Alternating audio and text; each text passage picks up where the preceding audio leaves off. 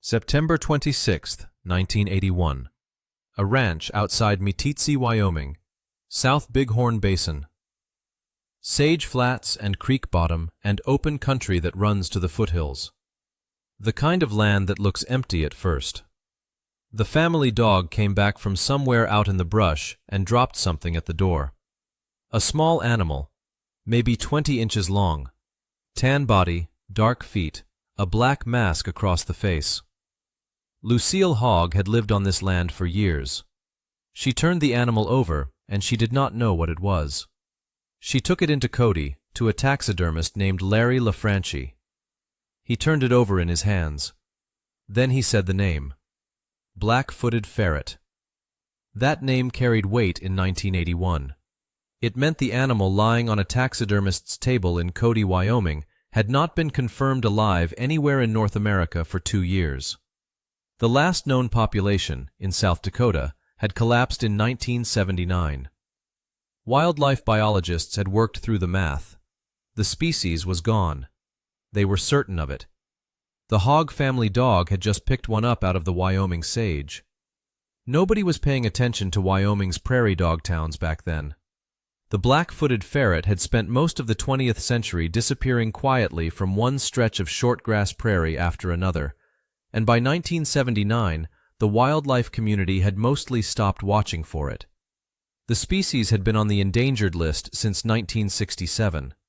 That listing had not saved it. The prairie dog colonies it depended on were being poisoned out of existence, one property at a time, by federal predator control programs that treated burrowing rodents as an agricultural problem.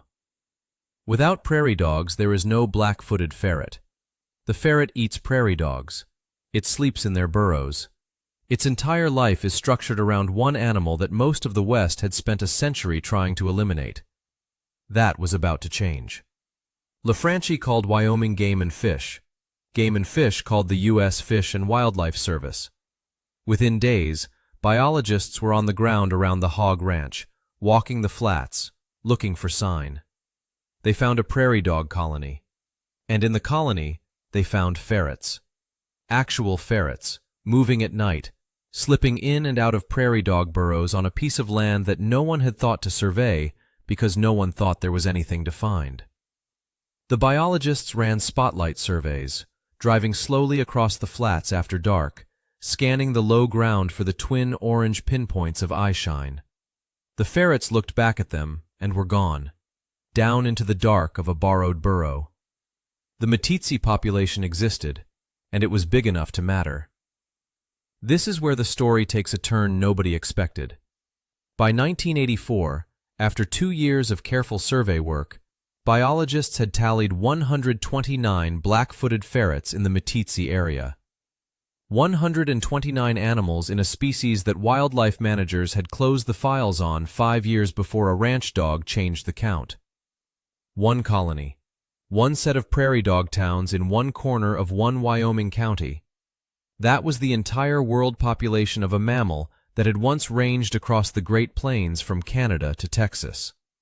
I spent 34 years watching this country try to heal itself. Most of what I know, I learned by standing still. And what I know about 129 is that it sounds like good news. It is good news. But 129 animals in one place, dependent on one prairie dog complex, is also one bad season away from zero. The margin is not as wide as the number suggests. The biologists knew that. The debate inside the recovery team was about what to do with it. Some argued from the start for pulling a few animals into captivity as insurance, starting a backup population in a controlled facility while the wild colony was still healthy enough to spare a few individuals. The argument was reasonable. It did not win. The consensus was to let Meeteetse grow in place, monitor it closely, and avoid the risks of captive handling in a species that was not well understood in controlled settings. Captive breeding of black-footed ferrets had been tried once before, in the early 1970s. It had failed. The animals died in the facility, and the program was shut down. That outcome was not something anyone wanted to repeat. That institutional memory shaped the 1984 decision. Leave them in the wild. Watch them closely. Hope the prairie dog towns held. Some biologists kept making the case for a captive safety net. They saw it coming. Nobody moved fast enough. Everything the Meeteetse population had built was about to work against it. The prairie dog towns around Meeteetse were productive through most of 1984. That was the foundation. The ferrets needed them for food, for shelter, for the ecological architecture of their lives. Prairie dogs and black-footed ferrets have been bound together for longer than either species has had a name. You cannot separate them. In spring of 1985, the prairie dogs started dying. Sylvatic plague, a flea-borne bacterial disease that had been moving through prairie dog colonies across the West for decades, arriving in a colony and spreading fast. A town that holds hundreds of animals can go quiet in a matter of weeks. The ferrets do not die of plague in the same numbers directly, but it does not matter. When the prairie dogs go, the ferrets lose everything: food, shelter, the structure they cannot survive without. The Meeteetse colony began to fragment. Then the ferrets started dying on their own. Canine distemper, the same virus that had ended the South Dakota population in 1979. It spreads through direct contact, and ferrets live in close contact, sharing burrow systems and overlapping territories. There is no natural immunity. An infected animal passes it through the colony, and the burrow system that makes the ferrets' lives possible also makes the disease's spread inevitable. By the end of 1985, the biologists on night surveys were counting fewer points of eyeshine out on the flats. The population had fallen from 129 to around 58, and it was still falling. That is a number that stops a conversation. In 3 years, the biologist who had argued for pulling insurance animals in 1984 would look back on that summer and wish they had moved sooner. In 1985, with 129 ferrets on the ground, sooner felt like overcaution. That is how these decisions go. And the timing of what happened next? Almost too perfect. In October of 1985, 6 ferrets were trapped and transported to the Wyoming Game and Fish Sibyl Canyon Wildlife Research Unit in southeastern Wyoming. 6 animals, enough to begin something. The wild population was still present and still needed room if anything was going to recover in place, but the calculus had shifted. Waiting was no longer a reasonable position. Recovery in place was not going to happen. Through 1986, the wild count kept falling. Plague spread through the remaining prairie dog towns. Distemper ran its course. The biologists on survey runs were watching a population lose its grip, one animal at a time, month after month. The spotlight surveys returned less each time. In the fall of 1987, the decision was made to capture the remaining wild ferrets. All of them. Whatever the traps could reach. The operation ran for weeks across the Meeteetse Flats. When it was over, the total number of black-footed ferrets in captivity at Sibyl Canyon was 18. 18 animals. That was the species. 18 black-footed ferrets in one building in one corner of Wyoming. If canine distemper had reached Sibyl Canyon, that would have been the end of the story. If the captive breeding program had failed the way it failed in the 1970s, same result. 18 is not a buffer. 18 is the last roll before the table closes. If you're wondering how a species gets to 18 animals before the response becomes total, so is everyone who was there and watching. If you've been following along and want more stories like this one, subscribe.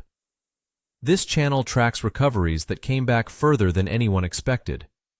And if there's a place near you that's been coming back, a creek, a meadow, a stretch of land that was written off and isn't anymore, leave it in the comments. I read them.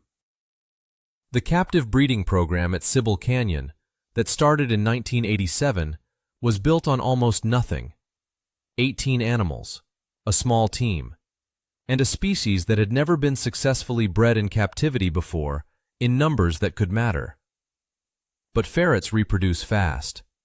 A female can have a litter in early spring and sometimes a second one before summer ends. The challenge with captive breeding is not usually reproduction. It is keeping animals healthy, managing genetics across a founding population with no room for inbreeding, and giving kits born indoors some fraction of the behaviors they will need outdoors. The first captive bred litters arrived in 1987, then more in 1988. The team developed methods for exposing kits to live prey, for running them through mock burrow systems, for teaching animals that had never seen a prairie dog town how to behave in one. Partner facilities joined the network: the Toronto Zoo, the Louisville Zoo, the National Zoo, the Phoenix Zoo, and others. The genetic pool spread across multiple institutions, which mattered because 18 founding animals is a bottleneck that takes years of careful management to work around. By 1991, the captive population had grown large enough to try what the program had been building toward since the night a taxidermist in Cody said a name out loud and changed what the world thought it knew. And then the program made the one decision that changed everything.